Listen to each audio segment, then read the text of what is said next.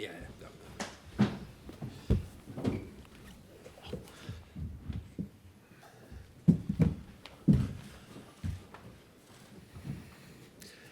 Okay, guys, welcome back for this media conference with Harry Maguire. Just a reminder, this is embargoed until 6 a.m. tomorrow, Wednesday morning. Then we'll have another section at the end, embargoed till 10:30 p.m. this evening. Tim, do you want to get us underway again? Hi, Harry. Hi. A big week coming up. Obviously, the friendly first, but the big picture, how important is it that you use and take full advantage of this week to secure qualification for the Euros next summer? Yeah, of course, we've put ourselves in a good position in the group. It's never easy to qualify for major tournaments. Obviously, in recent years, we've done it really well and we've been really professional about it. And we've got another big game. Obviously, we've got the friendly first, which we're focused on at the moment. But we know that the big game is Tuesday against Italy, and it's important that we go there and try and get the win and get the qualification. You received some boos in the Scotland game. Gareth Southgate came out and spoke really well about it, and a lot of the players defended you. Can you just put into words what it means to you when you hear that, how it makes you feel and the impact it has on you and those close to you? Obviously, I addressed it straight after the game, but playing for my country means absolutely everything to me. I've proven that, and over the years, the last 6 years or so since I've been playing, I give everything on the pitch. But yeah, it's opposition fans, so it's not something we can control. But yeah, for myself, I'm an experienced player now, and I know how to block it out, and I know how to focus and concentrate and get through the games. But obviously, it probably affects my family and my friends more than it actually affects myself, especially when I'm playing in the game. I've had so many great nights and so many great memories playing for my country and playing for my club as well. So, no, it's something you play football to create memories, not just for myself, but for my family and friends. And obviously, the last year has been a little bit difficult for them to probably enjoy the games as they did in the previous 8-9 years of my career. So I'm sure it'll change. I'll keep working hard and keep fighting for my place and keep trying to put things right. The UK and Ireland have been announced today or confirmed today as the host for the Euros in 2028. You've been through a home Euros. Just how special is it, and might you still be playing on in that tournament if it's hosted over here? Yeah, well, hopefully I'll be in the squad, but either way, I'm sure I'll be at the tournament. I'll either be in the stands with my mates having a few pints, or in the squad helping the lads. But yeah, for sure I'll be supporting or playing either way.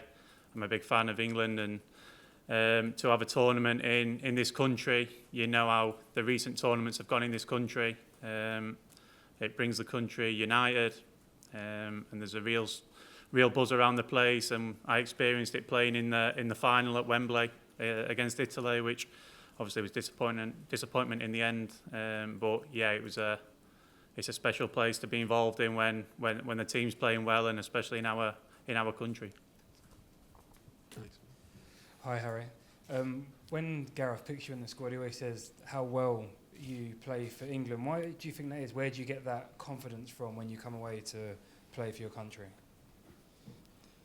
Yeah, I think the manager brings great belief, gives me great confidence to go out and play, but I get the confidence through experience and nearly 60 caps for my country, been to 3 major tournaments, played in arguably the most consistent, successful England side over the last 5-6 years we have been. So yeah, I get the confidence through the experiences that I've been through, and obviously I believe that I know the manager shown great trust and faith in me, and he gives me the confidence and belief, but also my teammates and the players around me. I feel like I'm really important to them and to the team, and I've got to keep proving that. Like you just listed there, you've got some massive achievements for the England national team. Do you feel you get credit for what you've achieved playing for England? Listen, I don't want to be sat here and getting a pat on the back. I've had some huge plaudits over the years playing for my country. yeah, probably the last year or so hasn't been like that, but the previous 5 I was getting loads and loads of credit. So that's football, that's the way it works. A career, you don't just keep playing at the top and not get no criticism. That doesn't happen unless you're the best in the world, and that's probably Ronaldo and Messi, even though they still get criticised as well. So no, it's expected. Look, it's a career of ups and downs with the way the game's going, and especially for defenders and goalkeepers nowadays. And every goal that he conceded is analysed. Yeah, it can be tough at moments, but you've got to stay resilient, and you know that the next game's only around the corner, and you've got to prove yourself again. Can I just ask you about the last year? You said it's been tough, and Gareth said after the Scotland game, kind of the talk around you has probably been built into something he's never seen before. Do you feel that yourself? I try and stay away from it all. Obviously, you can't stay away from it as your family and your friends are probably seeing things and reading things. They probably read a lot more than I do, for sure. But yeah, there's been a lot of talk about me over the last year. But for that talk to happen, you've got to build your way up to be a top performer like I've done over the previous 5 years to that. And things haven't gone to plan over the last year or so. But I'm sure they'll get back on track. And like I said, a career it's a long path, and many ups, many downs. It's probably been a little bit of a blip, and I'm trying to get back to where I was. Thanks. Please, Carrie. Yeah, let's go. Harry, emotional scenes at the end of the match against Burnley. So Alex Ferguson has contributed so much to Manchester United. It's hard to ever repay him. So how special was it to get that win in Fergie time with Caffey sadly passing?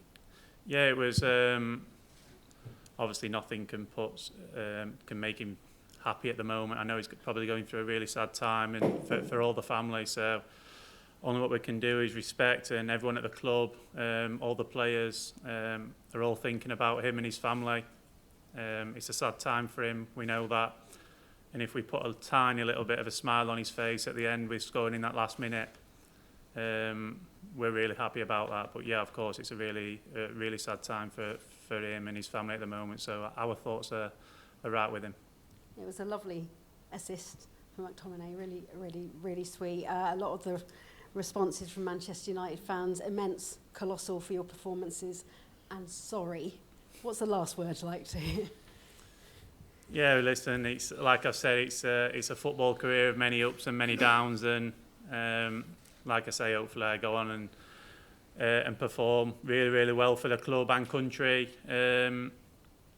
I'm getting all the plaudits again, but I'm pretty sure that's the way it's not going to go. There's going to be times where I'm going to receive criticism from now to the end of my career. That's football, and it's how you deal with it. It's how you bounce back, and all what you can do is work as hard as you can. And every day you've got to keep proving that you deserve to be at the level. Did Ten Hag say anything to you at the end as you went into the international break? No, he just said really well done, really well played in the dressing room at the end to me. So no, I was pleased just to help the lads. I know it's been a difficult start to the season at this club. The spotlight's always on you, and when you don't win football matches, the pressure piles on, and it was really important with the break coming up, and we know how important the result is before the international break, and how it can bring the feeling towards the club. It was really important that we got the win. I know we left it a little bit late, but yeah, it was really important for us as a group of players to get that victory.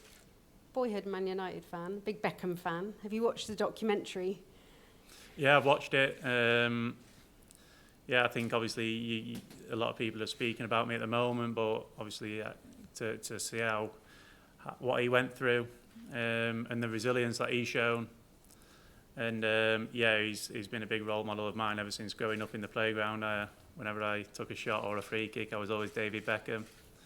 But yeah, it's a great watch, and yeah, one that I really enjoyed, but also one that he really inspired me on. Would you like to have a conversation with him about that, about how he got through it?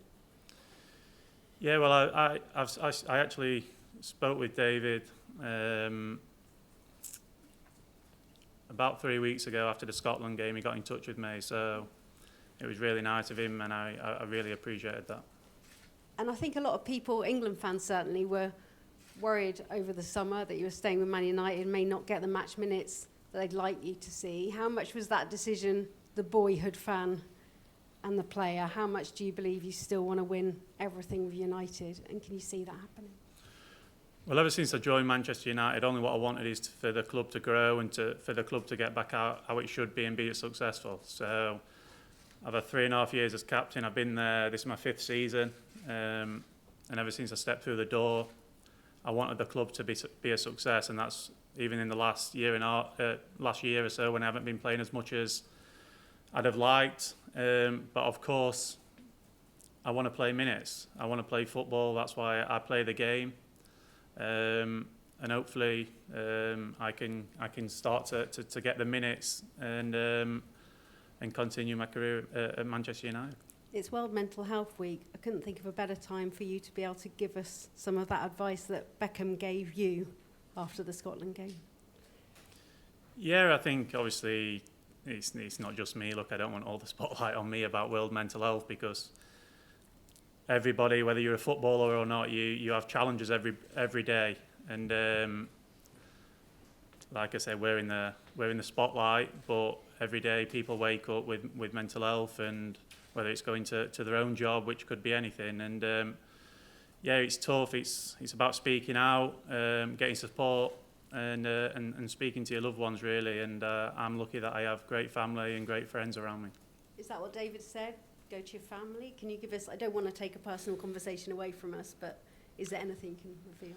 No, listen, I think if you watch the documentary, David explains a lot of how he dealt with it, and I'm not going to go into a personal conversation, I must say. I understand. Thanks, Kerry.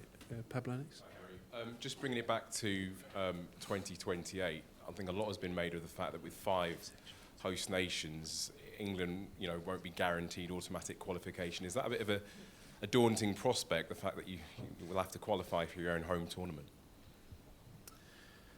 Yeah, like I said, qualifying for a major tournament is tough.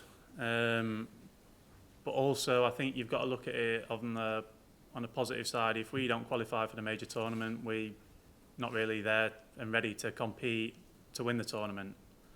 This nation now has been successful over a 10-year period, that we now got to start looking at winning these tournaments. And if we can't get out of the group of qualifying, we don't deserve to be there.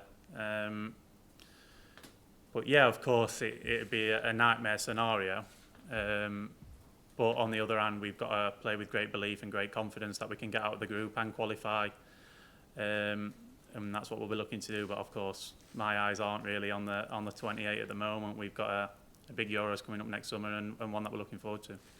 Obviously, 2028 is a long way away, and there will be players involved in that tournament that we haven't heard of or seen, but you might have, in Manchester United or in England. When you look at the youth talent coming up, are you encouraged by what you see?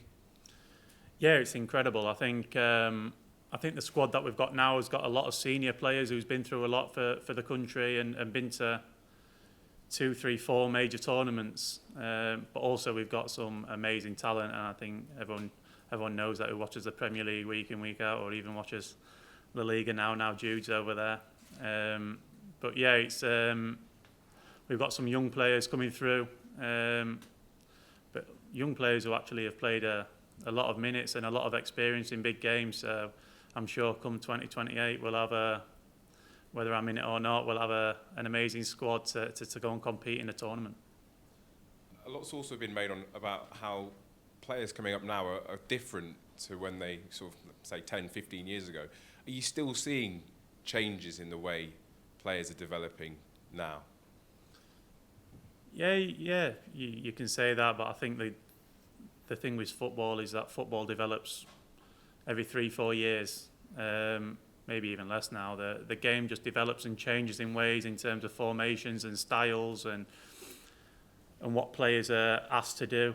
And I think that will develop again in the next 4 years, come 2028, whenever it is the Euros in our country. So Yeah, I think football has developed, but I think also football in general is just develops and keeps progressing, and different styles and formations and things. So I think footballers need to go with it, otherwise they'll not have a career. Thanks, Pablo. Faye. What was spoken about, but firstly, how did the call come about? And secondly, how much did what he said to you actually help you? No, it meant everything. I've spoke about throughout my career that David Beckham is someone who I looked up to and I watched when I was a young boy. Unfortunately, I didn't end up on the right wing and scoring and assisting as many goals as he has.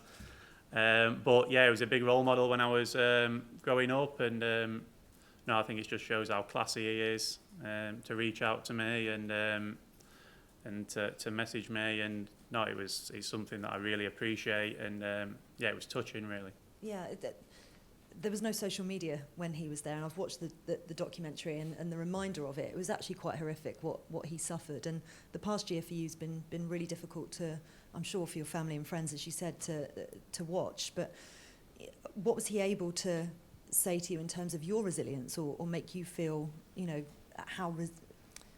what am I trying to say? Trying to say, how did he fill you with confidence that you're being resilient in this moment? Yeah, like I said, I don't want to go too much into the conversation, but the main, what he did is he reminded me of the career that I've had today and the big moments that I've had in my career. And I think, like I say, when you're going through tough moments, you've got to think on past experiences and past memories and where you've gone in your career and what you've been through. And every career, like I say, every career is so up and down, and especially when you reach what I've reached in terms of being the captain of the biggest club in the world for 3.5 years. And he's been in that position, and he knows what it's like. And obviously I watched the documentary and I couldn't believe how much he went through at the time. So yeah, I know in the documentary Gary Neville speaks a lot about how resilient he is and as a person, and no, I think he's been a huge role model for many footballers growing up, especially in my era. Just one last question. It's on Mark Gay. He speaks so highly of you and John Stones and talks about the incredible partnership that you both have. Obviously, with John out injured in the last camp, he was given an opportunity. He's clearly England's future going forward. What qualities does he have that you can see in him as a young player coming up? Yeah, listen, Mark has done amazing. I think he left Chelsea at an amazing time when he needed to go and play football. I think you think of Mark and you watch him play, and he doesn't look like a young boy playing football. He's experienced. He's the captain of Crystal Palace, and he plays with great experience for a young lad who's going to have I'm sure a long career in the game. He's got all the attributes he needs to be a success as a centre back. And yeah, I'm really pleased for him in the last couple of games. He performed brilliantly away at Ukraine in an hostile environment, and then obviously the friendly in the first half against Scotland. Unfortunately, he had to come off. But yeah, I'm sure there's going to be many more games and many more opportunities for him. And I think, yeah, the biggest thing I can say about him is that he's such a young boy with playing with so much maturity. Thanks, Harry. Thanks, Faye. We'll finish this section with Ian Dennis. Harry, just on the front row here, you've talked a lot about the resilience that you've shown and the criticism that you've faced. The flip side to that, of course, is at Hampden. There were 3,000 England supporters who never stopped singing your name. I remember being in Guimarães in 2019 when they were singing your chant, the England supporters. So therefore, how much are you looking forward to playing 2 games at Wembley with the backing that the England fans have given you? Yeah, I've spoke about the England fans ever since I made my debut. Lithuania 6 years ago, I think it was, maybe more. They've been amazing with me. Unbelievable. The support, the faith. People always ask me, how do I get the confidence and the belief to go out and play and do what I do? And yeah, the England fans are a big part of that. They, when the times have been tough over the last year, they've gave me that support. They've gave me that confidence that I deserve to be playing, and I can't thank them enough. And one day I'm sure I'll be in that stand with them, singing along with them. Do you subscribe to the theory that if you feel right mentally, you're a different player on the pitch? Because I've seen that mentioned today with it being World Mental Health Day. Yeah, of course. I think football's a real intense sport, and like I say, the spotlight's on everyone at the moment with the media and the social media, and mental part of the game is probably more important than the physical and the technical part of the game at the moment. You've got to make sure that you're mentally ready for what's to come, and the main thing is obviously dealing with the highs and the lows of the sport. And finally, you had the opportunity to go to West Ham to play regular football.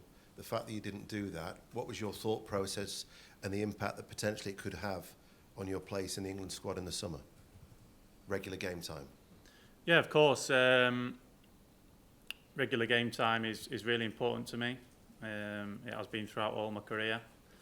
The actual opportunity to go to West Ham wasn't agreed really between the both clubs and myself.